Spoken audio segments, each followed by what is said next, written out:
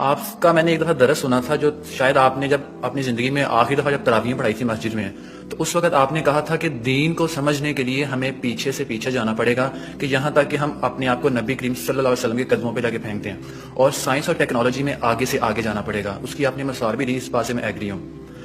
جب میں اس آپ نے ایک مثال بھی دی تھی کہ سائنس میں آگے سے آگے جانا چاہیے، تو میں نے اکثر دیکھا ہے اس فیلڈ میں آ کے کہ جتنے بھی علماء کرام ہیں، جب وہ ہر ایک کہتا ہے کہ آپ ابو حنیفہ کو فالو کر لیں، امام مالک کو فالو کر لیں، امام شافعی کو فالو کر لیں، میں آپ سے یہ پوچھنا چاہتا ہوں کہ ہم یہ کیوں نہیں کہتے کہ حضرت ابو بکر صدیق کو فالو کر لیں، عثمان کو فالو کر لیں، علی کو فالو کر لیں؟ کیونکہ میں جس لیول میں پڑھتا ہوں نا، میں اسٹوڈنٹس میں، جب میں اسٹوڈنٹس کو بات کرتا ہوں تو اسٹوڈنٹ مجھ سے یہ پوچھتے ہیں کہ ہم ان لوگوں کو کیوں فالو کریں، ہمیں چاہیے کہ ہم نبی کو فالو کریں، صحابہ کو فالو کریں، انہیں کو فالو کریں۔ تو اس میں ذرا کنفیوژن ہے، تو اس میں ذرا کلیئرٹی تھوڑی کر دیجیے۔ دیکھیے، ہمیں دین اگر سمجھنا ہے تو ہمیں پیچھے کے پیچھے جانا پڑے گا یہاں تک کہ حضور تک پہنچ جائیں۔ البتہ حضور تک پہنچنے کا مطلب کیا ہے؟ ایک حضور نے ہمیں قرآن دیا، ایک حضور کی سنت، ان دونوں کو ہمیں اختیار کرنا پڑے گا۔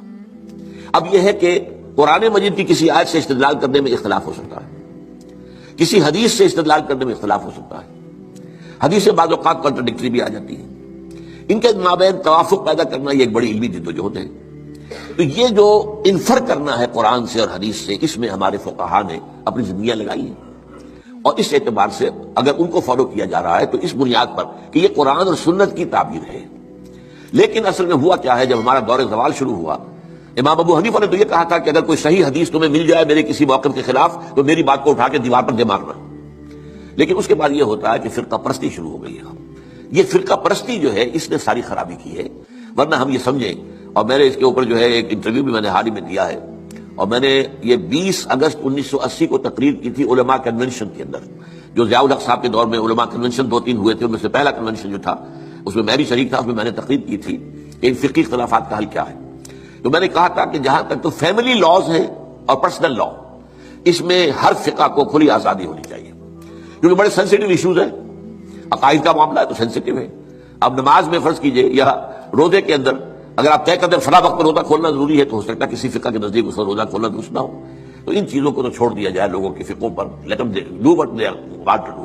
لیکن لا آف دی لینڈ میں کسی فقہ کو تسلیم نہ کیا جائے، بلکہ سب کو تسلیم کیا جائے۔ اب اس میرے فرق کو سمجھ لیجئے، کوئی فقہ بائنڈنگ نہیں، لیکن تمام فقہوں کو ہم اپنا سمجھیں کہ یہ ہمارا ایک اثاثہ علمی ہے، ایک کامن ہیریٹاج ہے، ہمارا تراث علمی ہے۔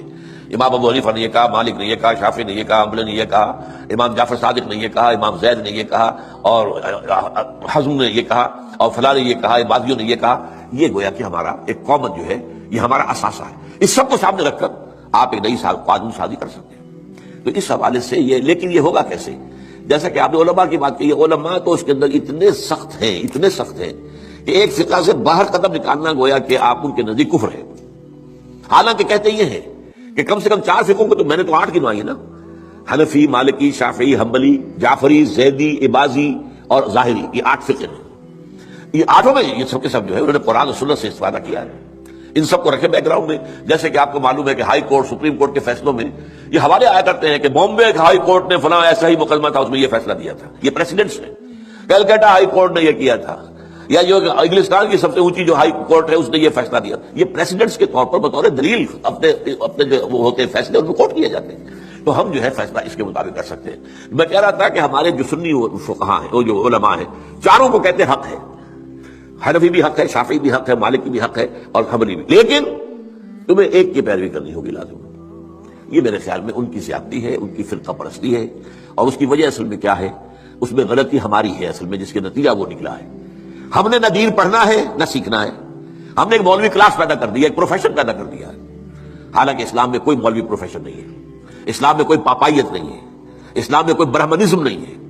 یہ نہیں کہ جب تک برہمن نہیں آئے گا شادی نہیں ہو سکتی، جب تک برہمن نہیں آئے گا ارتھی جو ہوتی ہے اس کو آگ نہیں لگائی جاتی ہے، نہیں ہو سکتا۔ ہمارے یہاں کوئی برہمنزم نہیں ہے، لیکن چونکہ ہم تو پڑھتے نہیں، ہم نے تو اپنے آپ کو اور طرف لگایا ہوا ہے، تھوڑی سی دینی بنیادی معلومات حاصل ہوں، قرآن اور حدیث کا علم کچھ ہو، تو ہر شخص نماز پڑھا سکتا ہے، ہر شخص جو ہے اپنی بیٹی کا نکاح خود پڑھائے، ہر شخص جو ہے وہ اپنے والد کا جنازہ خود پڑھے، تو وہی گویا کہ پروفیشنل ختم ہو جائے گا۔ تو چونکہ یہاں فرقہ پرستی ہوئی، پروفیشنلزم آیا، پروفیشن میں آپ کو معلوم ہے کہ پروفیشنل جیلسی از دی رول، اس میں تو جو ہے ایک دوسرے سے حسد اور بغض اور ایک دوسرے کے خلاف، یہ تو لازم ہے۔